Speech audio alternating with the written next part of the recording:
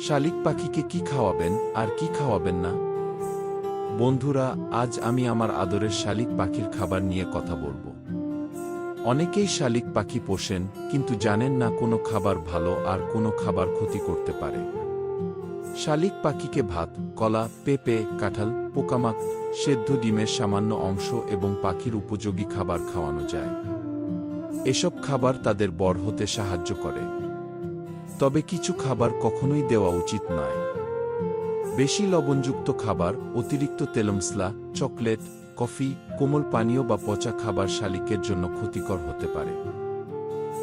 আরেকটি গুরুত্বপূর্ণ বিষয় হল পোল্ট্রি মুরগির খাবার। জরুরি অবস্থায় অল্প পরিমাণে দেওয়া গেলেও নিয়মিত পোল্ট্রি ফিড শালিকের জন্য আদর্শ খাবার নয়।